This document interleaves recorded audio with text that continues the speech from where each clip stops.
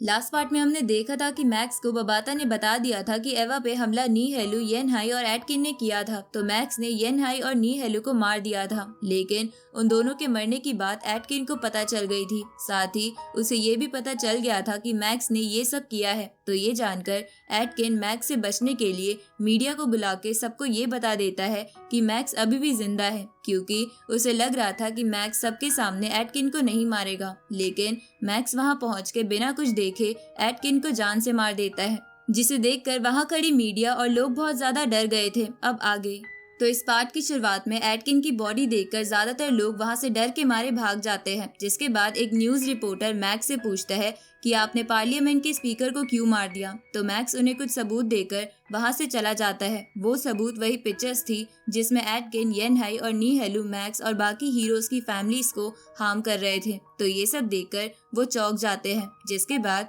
वो news reporter तुरंत ही news public कर देती है कि नी हेलु, एटकिन और येन हाई सोल्जर्स की फैमिली को हार्म कर रहे थे, इसलिए मैक्स ने उन्हें मार दिया। तो ये न्यूज देखकर मैक्स के दोस्त उस पर प्राउड फील करते हैं। साथ ही वॉर गॉड पैलेस के सभी मेंबर्स मैक्स को इन तीनों मर्डर्स के लिए दोषी नहीं मानते। इस तरफ मैक्स अपने घर जाने लगता है, जिसे जाता देख लोग बहुत खुश हो रहे थे। आगे मैक्स अपने घर पहुंच जाता है, जहां मैक्स के पेरेंट्स एवा और उसका भाई उसे देखकर बहुत खुश हो जाते हैं। साथ ही एवा भी मैक्स को गले लगाकर रोने लगती है। इसके बाद मैक्स अपने दोनों बेबीज के साथ खेलने लगता है और फिर वो एवा से कहता है कि हमारी ऑफिशियली वेडिंग अभी भी बाकी है, तो चलो हम वेडिंग कर लेते हैं। आगे हम मैक्स और एवा की वेडिंग वाला दिन देखते हैं, जहां वेडिंग हॉल में बहुत सारे लोग आए हुए थे। तो वेडिंग होस्ट उन सबको इंट्रोड्यूस करने लगता है, जिसमें वर्ल्ड लीडर्स और मिलिट्री चीफ भी थी। तो उन सबको एक साथ देखकर वेडिंग होस्ट भी भावुक हो जाता है, क्योंकि उसने आज तक किसी भी वेडिंग में इतने बड़े बड़े लोगों को एक साथ नहीं देखा था। इसलिए वो ये मोमेंट अपनी डायरी में लिखने लगता है। इसके बाद वेडिंग शुरू हो जाती है, जिसके बाद एवा के ग्रैंडफादर एवा को स्टेज तक लेके आने लगते हैं, जहां मैक्स पहले से ही खड़ा था। तो एवा को आता देख मैक्स एवा के साथ बिताए पिछले पलों को याद करने लगता है, जब वो दोनों अपने हाई स्कूल में थे। अब मैक्स एवा को लेकर स्टेज के बिल्कुल सामने आ जाता है, जिन दोनों को देखकर सब तालियां बजाने लगते हैं। जिसके बाद मैक्स एवा से कहता है कि मैं तुम्हें अपनी वाइफ बनाना चाहता हूँ, क्या तुम इसके लिए एग्री करती हो। तो एवा इसके लिए मान जाती है। जिसके बाद मैक्स उसे रिंग पहना देता है और फिर वो दोनों किस करते हैं, जिसे देखकर मैक्स के पेरेंट्स बहुत ज्यादा इमोशनल हो जाते हैं और बाकी लोग उन दोनों को चीयर और कॉन्ग्रेचुलेट करने लगते हैं। साथ ही ये वेडिंग न्यूज में लाइव दिखाई जा रही थी, जिसकी वजह से पब्लिक भी बहुत खुश थी।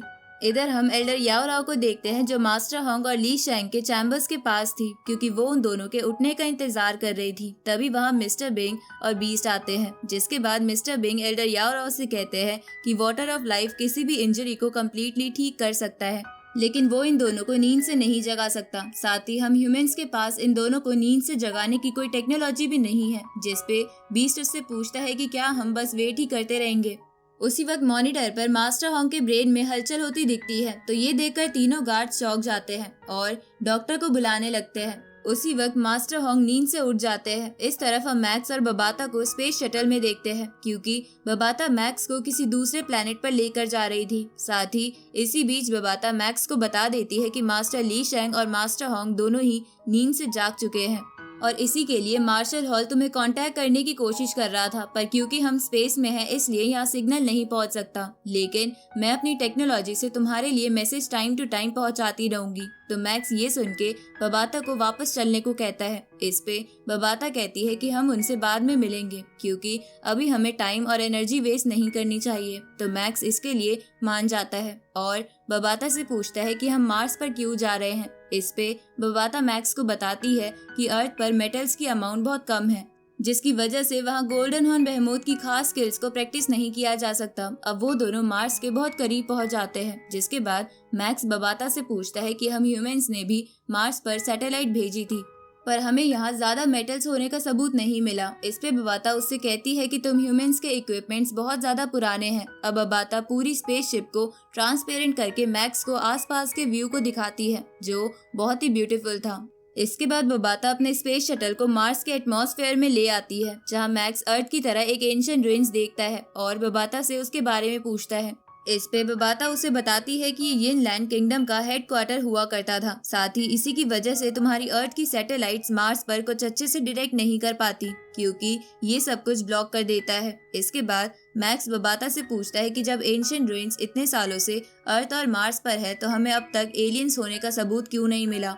इस पे बबाता मैक्स को बताती है कि ह्यूमंस की हिस्ट्री सिर्फ 10,000 साल पुरानी ही है, जबकि एलियंस बहुत पहले से अर्थ पर है। जब ह्यूमंस अर्थ पर थे भी नहीं, तब यिनलैंड किंगडम के एलियंस अर्थ पर मॉन्स्टर्स बड़े किया करते थे और उन्हें महंगे दामों पर बेचा करते थे। और वो मॉन्स्टर्स और कुछ नहीं बल्कि डायनासोर्स ही थे जो हुआ करते थे।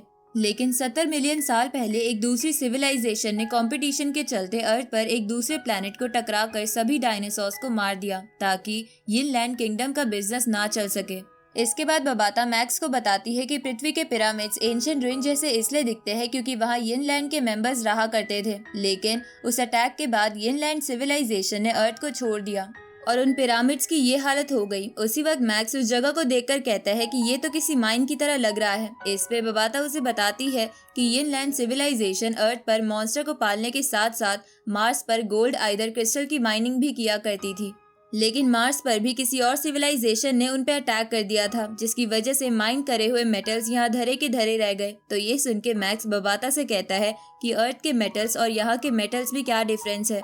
तो बबाता मैक्स को बताती है कि सभी metals A to Z quality में डिवाइडेड होते हैं और जो मार्स पर गोल्डन आइदर क्रिस्टल्स है वो A8 क्वालिटी के क्रिस्टल्स हैं, जिन क्रिस्टल को अर्थ पर हेवनली ब्लैक आयरन भी कहा जाता है, क्योंकि ये क्रिस्टल्स कभी कभी मीटियोर्स के रूप में अर्थ पर गिर जाते हैं। साथ ही तुम्हारे पास जो मेटल का नाइफ है वो F9 क्वालिटी का है। इसके बाद बबाता मैक्स से कहती है कि तुम्हें गोल्डन ऑन बेहमोथ की स्किल सीखने के लिए B क्लास क्रिस्टल की जरूरत है और अगर तुम्हें यूनिवर्स लेवल पर पहुंचना है तो तुम्हें C क्लास क्रिस्टल की जरूरत पड़ेगी। अब बबाता मैक्स को अपनी स्पिरिचुअल पावर से उस जगह को स्कैन करने को कहती है ताकि मैक्स अपनी पावर से वो क्रिस्टल ढूंढ ले। तो मैक्स अपनी स्पिरिचुअल पावर का इस्तेमाल करके उस जगह को स्कैन करके वो क्रिस्टल ढूंढ लेता है, जिसे जानकर बबाता बहुत ज्यादा खुश हो जाती है। अब वो दोनों उस जगह जाने लगते हैं और इसी के साथ ये पार्ट यहीं खत्म होता है।